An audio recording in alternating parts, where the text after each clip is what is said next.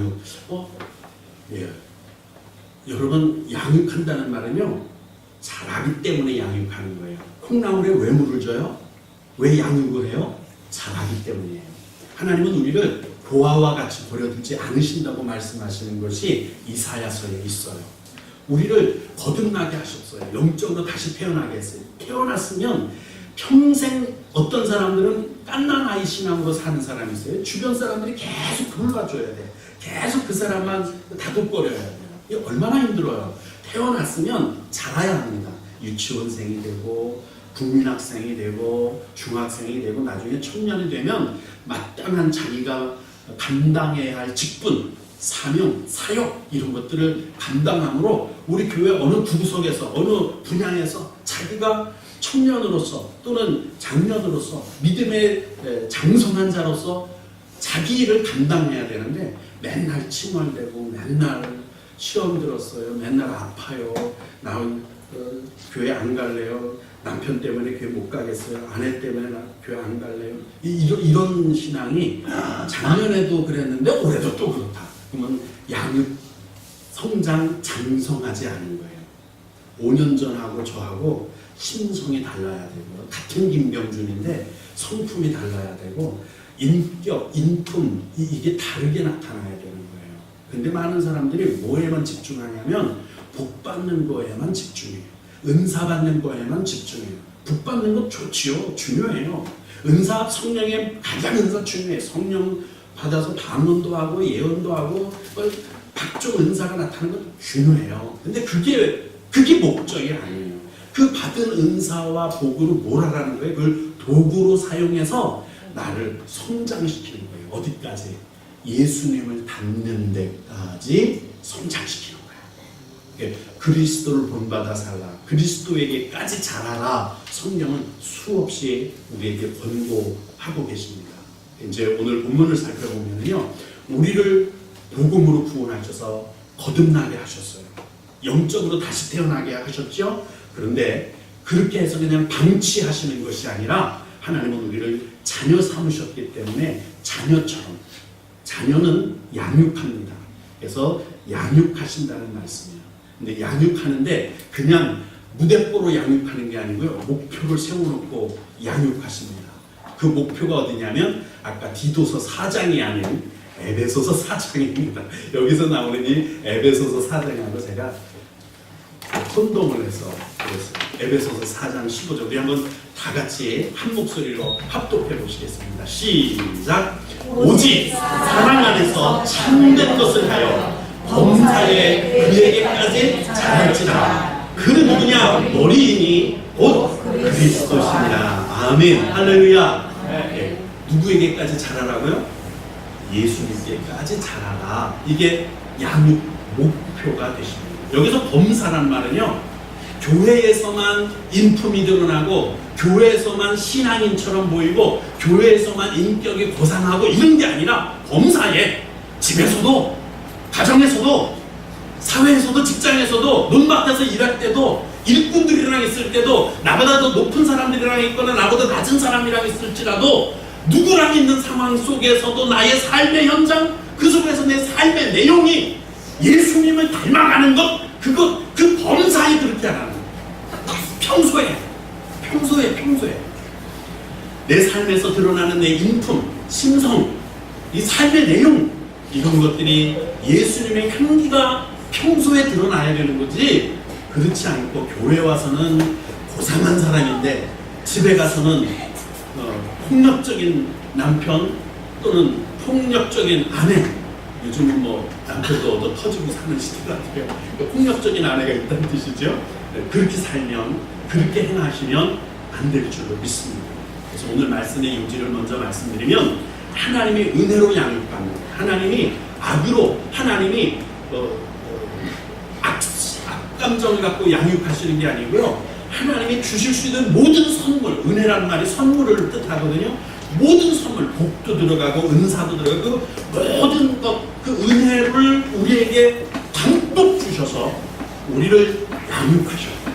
영양제 있는 것도 주시고 이렇게 해서 우리로 그리스도에게까지 자라라. 이걸 신학적인 용어로 성화 같이 한번 해보시겠습니다. 성화. 성화되는 걸 말하는 거예요. 성화되십니까? 지금 자라나십니까? 내가 윤리적으로 말고 또는 법적으로 말고 도덕적으로 고사 이런 인격을 말하는 게 아니에요. 이 뱃속에서 심정에서 우리 마음씨 영혼이 거듭나고 새로워져서 이것이 언어로 표출돼야 돼요. 이것이 내 눈빛으로 나와야 돼요. 가식적으로 눈빛만 이렇게 하는 게 아니고 말만 그냥 뻔지르르 하는 게 아니라 내 심성이 고와지고 내 심성이 아름다워지고 심성에 예수의 향기가 가득하면 내 입이 벌려지면 예수님의 향기가 언어로 나오는 거예요. 그것이 눈빛이 되고 몸짓이 되고 그것이 생활이 되는 거예요. 이런 성화를 말해요. 계속 우리는 성화해야 됩니다. 우리 주님 오실 때까지 내 목숨이 끊어질 때까지 계속 자라야 돼요.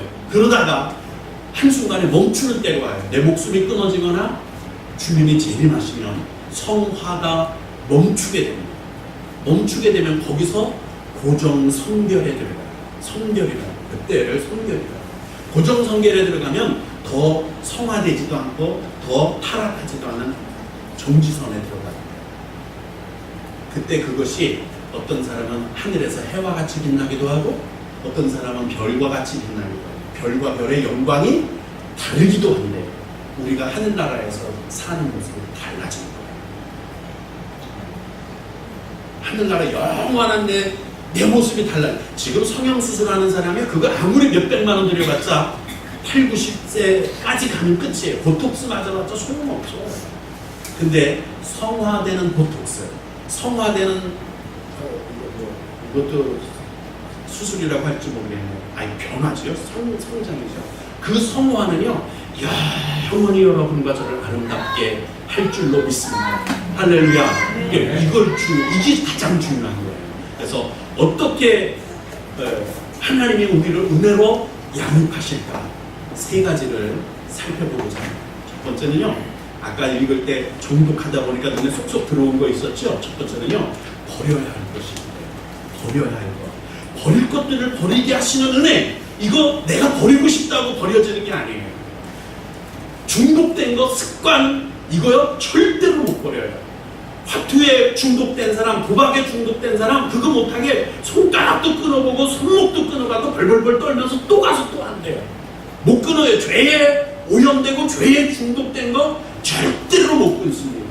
지금 특히 중독 시대예요. 일에 중독된 사람, 약에 중독된 사람, 게임에 중독된 사람, 이 중독, 보통 얼마나 힘들면 버려야 할 것들에 중독되는데 이것들 때문에 우리가 경건한 삶을 살지 못하는 거예요. 가만히 보세요. 나는 어떤 습관에 중독되어 있습니까? 어떤 사람은 입만 열면 욕이 나오는 사람, 입만 열면 불평불만, 입만 열면 부정적인 것, 입만 열면 또는 눈빛만 보면 남을 그냥 무시하는 것, 남을 옳게 여기지 않는 것, 남 인격을, 이런 것들이 얼마나 많은지. 제가 2달 반 전입니다. 정확하게 2달 반 전에 이제 만약에 이제 그런 일이 있었으면 그런 예화를 안 드려요. 그런 설교를 할 때 여러 가지가 됐겠죠. 예수님을 닮아 성화하는 데는요, 총 몇 가지가 있는지 한번 우리 세보십시오. 첫 번째는 순종입니다. 두 번째는 온유와 겸손입니다. 그 다음에 충성이에요. 이걸 닮으시라는 거예요. 이걸 배우라는 거예요. 주님은 배우라고까지 말씀하신 게 온유와 겸손이에요. 근데 온유함 속에는요, 뭐가 들어있느냐면 언어, 말, 오래 참음, 인내, 이런 것들이 들어있어요. 근데 에베소서를 강의 수요일 주일 오후 예배 때 강의를 하다가 예수님을 닮아가는 우리의 모습, 에베소서 내용이 다 그거거든요. 그 얘기를 하는데 그것만 한 거예요. 온유함에 대해서, 겸손함에 대해서 이제 한 거죠. 그래서 말조심, 오래 참아라, 참아줘라, 이 말을 했어요. 근데 마침 정확하게 제가 기억이 안 나는데 그 전날인지 그날인지 하여간 이은지 자매하고 청년들을 가르치잖아요. 청년들하고 말다툼이 있었나 봐요. 그럼 이제 누가 참아야 돼요? 우리 은지 청년이 참아야 되잖아요. 그죠? 왜냐하면 가르치는 자가 참아야 됩니다. 그러면 이제 누가 그럼 순종해야 돼요? 가르침을 받는 사람이 가르치는 데 대해 권위에 순종해야 되는데 그걸 안 한 거예요. 그러니까 이제 서로 이제 화가 나 있는 거죠. 가르친 사람은 순종을 안 해서 화가 나 있고, 배운 사람은 어떻게 했는지 모르지만 얘가 참지를 안 하는 건지 뭔지 모르지만 두 양반들이 두 해가 이제 화가 나 있었어. 그때 내가 뭔 얘기를 했냐면 참아라, 말 조심해라, 이런 얘기를 한 거예요. 그러니까 이제 은지자매는 예배 드리다만 우리 목사님이 이미 모수아를 통해서나 모술라미를 통해서 이미 다 듣고 나를 혼내키시는구나, 나를 들으라고 찝어서 이 설교를 하는구나, 화가 잔뜩 난 거예요. 그리고서는 이상하게 주일 오후 예배 드리면 제가 말씀을 드리고 내려가면 찬송하고 그거 풍성기도를 하고 마치는데 그냥 올라오더니 주기도문으로 예배 마치겠습니다 하고서는 울먹울먹거리더니 예배를 주기도문으로 마치는 거에서 제가 깜짝 놀랐어요. 왜 저러지? 급한가? 아니면 저처럼 예배 드리다가 배가 아프면 설사를 하면 그리고 간 적이 한두 번 있거든요. 그런가? 했는데 목사님 저 할 말이 있어야 돼요. 아니 순종이 더 중요해요? 왜 순종에 대해서 얘기 안 해요? 뭔 얘기인가 하면 한참 얘기를 들어보니까 순종 때문에 이제 그런 거예요. 그러니까 자기는 할 만큼 했는데 애들이 순종을 안 하더라. 왜 나한테 거역하냐? 순종하는 걸 가르쳐야지. 그래? 말 조심, 참어라, 온유해라. 왜 나만 혼내키고 그러세요? 걔들도 혼내키고. 이 요지가 이거예요. 근데 여러분, 우리가 버려야 할 것들을 버리지 않으면 이런 것들, 이 말하는 것, 우리 또 이제 은지자매가 이제 또 그런데 불순종하는 것 때문에 40년 동안 이스라엘 백성들이 고생한 거 아시죠? 세대 교체까지 일어났습니다. 불순종 때문에. 그 다음에 온유하지 않은 것 때문에 모세가 뒤지게 혼나고 가나안에 못 들어갔어요.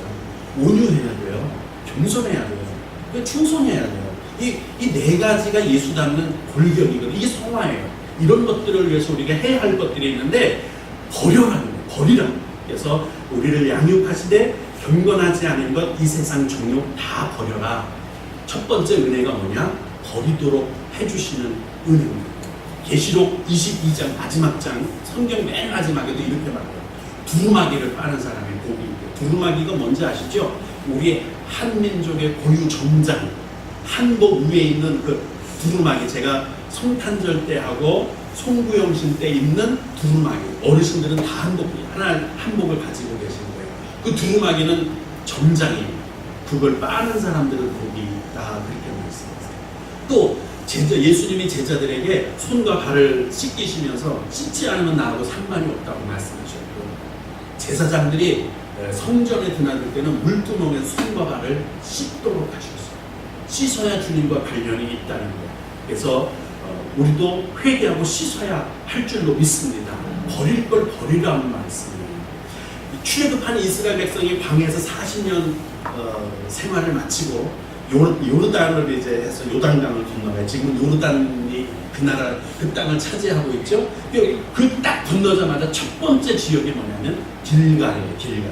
이거는 여리고성을 가기 직전에 있는 게 길갈이라고 하는 것이에요. 이 길갈에서 멈춰서도록 하셨습니다. 그러더니 그곳에서 뭐 하라고 말씀하셨느냐면 할례를 행하라 말씀하셨어요. 할례를 행한 이유가 있어요. 애굽에서의 옛 성품, 애굽에서의 수치 다 불려보내라, 이 말씀입니다. 제가 성지순례를 갔을 때 길갈을 가보지 않았겠습니까? 사진을 찍어왔습니다. 그래서 그거를 찾아 어제 계속 성지순례 사진을 찾았는데 길갈 사진을 못 찾았어요. 이거 같기도 하고 저거 같기도 하고. 여기가 무깃도도 이렇게 높아요. 왜 여기 길갈인지 무깃도인지 정확하지를 않아서 이거 하나씩 적어놓은 걸 잘못했다. 그래서 사진을 못 갖고 나왔는데 길갈을 버스를 타고 내려보지는 않고 보면은 두툼한 언덕이에요. 아주 넓은 언덕이에요. 한 청주시 절반만, 한 영운동만 하다고 할까요? 이런 언덕이에요. 거기에 이렇게 돌멩이가 두 줄로 쭉 쌓이는 것을 제가 보고 저거다, 저게 길갈이 저렇게 생겼구나, 이렇게 보고 왔어요. 근데 길갈이라는 뜻이 있어요.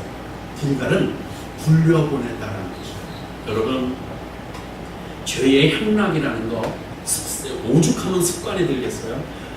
누구는 게임에 중독되고 싶어서 중독되고, 알코올, 술을 중독되고 싶어서 중독되고, 뭐 여러 가지 중독이 얼마나 많은지 몰라요. 여러분들 생각 속에서도 최소한 중독이라는 말을 찾아보면 10가지 이상을 찾아낼 수 있을 거예요. 그 중독, 죄의 중독에 중독되고 싶어서 중독되겠어요?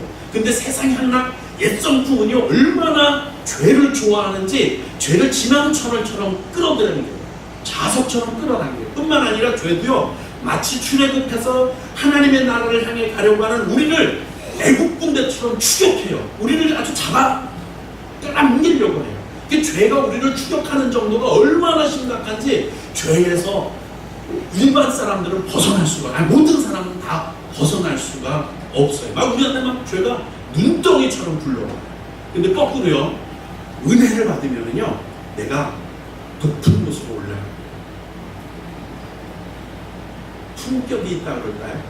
삶의 품위가 생기게 돼요. 우리 인격적으로도 올라가고 품위 있는 삶을 살고 격주가 있는 삶을 살게 돼요. 올라가면요, 이런 거예요. 길갈로 데리고 올라간 이유가 이거죠. 그곳에 가서 돌을 갖다 놓고 가만히 놓으면요, 굴러 올라올까요? 굴러 내려갈까요?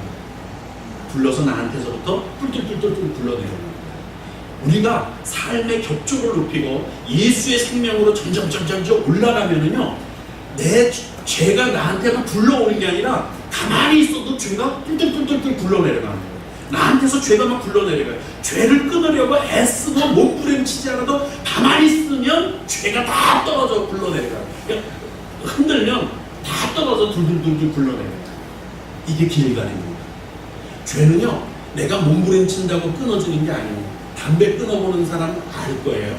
어느 집사님 담배 끊을 때 보니까 뭐 사탕을 계속 입에 물고 살고 간식거리를 계속 입에 물고 살고 그것 대신 그걸 먹고 사는 거예요. 그걸 막 이래요. 그렇게 힘든 거예요. 근데 성령의 은혜를 받아서 끊은 사람들은 담배 가게 물고 뚝뚝뚝 해서 쓰레기통에 탁 집어넣고 그날부터 깨끗이 잊어버리죠. 저절로 물러내요. 저절로 끊어지는 거예요. 혹시 담배 끊지 못한 사람은 성령 담배 끊게 해주세요. 그거보다는 성령 충만 받고 삶의 격조를 높이면 그냥 저절로 끊어지는 줄로 믿습니다. 굳이 힘들이지 않아요. 온갖 죄, 세상의 정욕, 옛 성품, 수치스러운 것들 다 저절로 굴러가게 됩니다. 할렐루야. 네. 죄를 우리 몸에서 떨어내는 방법은 윤리적으로 또는 뭐 공부해서 지식적으로 도 닦아서 끊어지는 게 아니라 우리의 삶의 격조, 신앙의 연조, 그 다음에 영적 성장 이런 것들이 이루어지면 저절로 끊어지는 줄로 믿습니다. 그리고 우리 정말로 천국 소망, 영생 소망을 가지고 있는가 살펴보시기 바랍니다. 이런 사람들은 요한일서 3장 2절에 보니까 주를 향하여 이 소망을 가진 자마다 그의 깨끗하게 하심과 같이 자기를 깨끗하게 하느니라, 이렇게 말씀을 하십니다. 여러분, 천국 소망을 가진 사람, 하나님의 나라를 소망을 가진 사람은 하나님의 나라에서 개털모자 쓸 수는 없잖아요. 어느 목사님의 말씀대로 기왕이면 그곳에서 면류관을 쓰실 수 있기를 주님의 이름으로 축복합니다. 그러면 자기를 깨끗하게 예수님의 깨끗하심처럼 그의 깨끗하심을 본받아 깨끗하게 되시기를 주님의 이름으로 축복합니다. 두 번째는 더러운 걸 다 버리고 나면요, 다 굴러가 버리고 나면 허전하잖아요. 비면요 허전해요. 그죠? 비고 나면은 마음이 붕붕하잖아요. 이러면 엉뚱한 걸 찾기 쉽고요. 그런데 이런 우리에게 하나님이 채워주시는 것이 있습니다. 그것은 다음 시간에, 여기서부터는 다음 시간에, 다음 주 이 시간에 이어서 계속해서 더러운 어떻게 양육하실지 살펴보고, 그리고 우리가 성화되는 데 더 열심을 내려면 어떻게 살라고 하셨는지 이것까지 살펴보도록 하겠습니다. 우리 결단의 찬양을 부르시고 풍성으로 기도하시는데 정말 주님 닮기를 원합니다. 우리 한번 기도하는 시간 가지면 좋겠습니다.